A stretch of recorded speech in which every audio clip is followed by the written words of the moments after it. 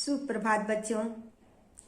जैसा कि आप लोग जानते हैं कि पूरे भारतवर्ष में विद्यालयों द्वारा अनेकों प्रतियोगिताओं का आयोजन कर आपको भविष्य में अनेकों चुनौतियों के सामना के लिए तैयार किया जाता है। बच्चों, इसी क्रम में हमारा विद्यालय 13 फरवरी को एक स्टोरी टेलिंग प्रतियोगिता का आयोजन करने जा रहा है, जिसमें आपके अंदर छुपी हुई कला को निखारने का अवसर मिलेगा। आओ बच्चों, हम लोग इस प्रतियोगिता में भाग लेने के पहले श्रोताओं को आकर्षित करने के आवश्यक गुण को समझें। जैसे सबसे पहले हमें अपने बॉडी लैंग्वेज पर ध्यान देना है, यानी घबराना नहीं है और कहानी कहने के क्रम में शरीर को अनावश्यक रूप से इधर उधर हिलाना डुलाना नहीं है। कहानी कहते समय स्थिर भाव से आप अपनी बातों को रखें। कहीं ऐसा ना हो कि बहुत जल्दी या धीरे बोलने के क्रम में आप कहानी को पूरी ना कर पाए। सबसे पहले आपको इंट्रोडक्शन देना है, जैसे सुप्रभात या गुड मॉर्निंग। उसके बाद आपको अपना नाम बताना है, फिर आप किस कक्षा में पढ़ते हैं यह बताना है, और अपने विद्यालय का नाम बताना है, और अंत में कहानी के समाप्त होने पर उस कहानी से क्या शिक्षा मिलती है ये निश्चित रूप से बताना है। आपको मैं एक सैंपल के रूप में बनाकर एक वीडियो भेजती हूँ, ठीक है?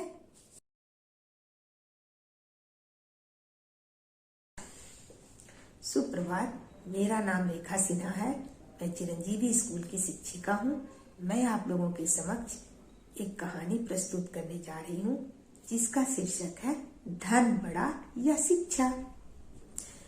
एक था राजा, उसे पशु पक्षियों से बहुत प्रेम था।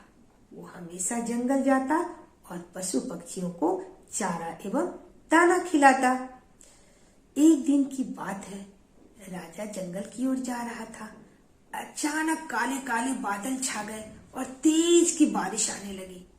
राजा जंगल में रास्ता भटक गया। वो जंगल के दूसरे छोर पर जा पहुंचा। वहां पर उसे 3 बालक मिले। तीनों ने राजा से पूछा, आप कौन हैं? यहाँ क्या करने आए हैं? राजा ने कहा, मैं एक राजा हूँ। मैं रास्ता भटक गया हूँ। मुझे जोरों की भूख लगी है। क्या तुम लोग मुझे कुछ खाना दे सकते हो? तीनों ने कहा, हाँ हाँ, क्यों नहीं, हमारा घर तो पास में ही है, हम लोग लेकर आते हैं। फिर तीनों राजा के लिए भोजन लेकर आए। राजा भरपेट भोजन किया। राजा ने कहा, मैं बहुत खुश हूँ। तुम लोग जो मांगना है मुझसे मांगो, मैं तुम लोगों को दूंगा। तो पहले बालक ने कहा, मुझे एक बड़ा सा बंगला और मोटर गाड़ी चाहिए। तो राजा ने कहा, ठीक है, मैं तुम्हें दे दूंगा। राजा ने जब दूसरे से पूछा तो उसने कहा, मुझे बहुत सारा धन दे दीजिए, जिससे कि मैं अच्छे अच्छे कपड़े पहन सकूं, अच्छे अच्छे खाना खा सकूं और खूब मस्ती कर सकूं। राजा ने बोला, ठीक है, मैं तुम्हें वो भी दे दूंगा। राजा ने तीसरे बालक से पूछा, तुम्हें क्या चाहिए? भला तीसरा क्यों चुप रहता? तीसरा ने कहा, मुझे पढ़ाई में बहुत मन लगता है, मुझे पढ़ने का बहुत शौक है। आप मुझे पढ़ने की कुछ सामग्री दे दें और मुझे पढ़ने की सुविधा प्रदान करें। राजा हंसने लगा, बोला, अच्छा तुम्हें ये चाहिए? उसने कहा, हाँ, मुझे यही चाहिए। राजा बोला, ठीक है, मैं तुम्हें दे दूंगा। राजा ने सबकी मुरादें पूरी की। पहले वाले को मोटर और बंगला दे दिया, दूसरे वाले को धन दे दिया और तीसरे वाले को पढ़ने की सुविधा प्रदान कर दिया। तीसरे बालक पढ़ लिख कर बहुत बड़ा विद्वान बना और राजा उसे एक दिन अपने दरबार में मंत्री बना दिया। लोग उसे बहुत आदर और सम्मान देते। राजा भी उसे बहुत सम्मान देते। पहला बालक जो राजा से मोटर और घर मांगा था, वो तो बहुत खुश था, खूब मस्ती में था।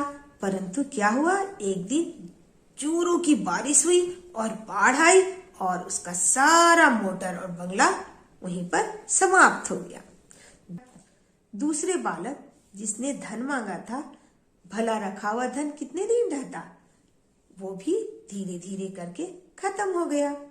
ये दोनों मित्र अपने तीसरे मित्र से मिलने गया जो राजा के दरबार में मंत्री था।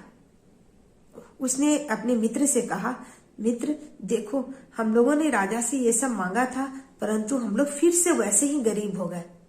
तो उसने कहा, यही तो बात है, रखा हुआ धन कब तक टिकता है।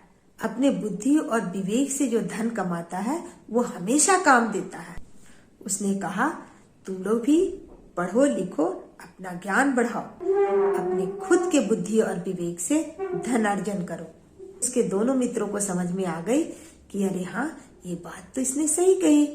फिर दोनों ने अपनी पढ़ाई शुरू कर दी और पढ़ लिख कर वो लोग भी अपने बुद्धि और विवेक से धन कमाने लगे। इस कहानी से हमें ये शिक्षा मिलती है कि सबसे बड़ा धन है विद्या। विद्या धन जितना अर्जित करना चाहो वो बढ़ता जाता है। अर्जित यानी कि जितना बढ़ाओ बढ़ता ही जाता है, परंतु किसी के दिए हुए धन से हम कभी भी सुखी नहीं हो सकते हैं। धन्यवाद बच्चों। तो बच्चों, कैसी लगी ये कहानी? अगर आपके पास कोई कहानी है या आप पहले से जानते हो तो आप उसे भी बोल सकते हैं, परंतु उसे एक क्रमबद्ध तरीके से बोलेंगे, तभी आपको पॉइंट मिलेंगे। ठीक है बच्चों, अब तक के लिए इतना ही। बाय बाय बच्चों।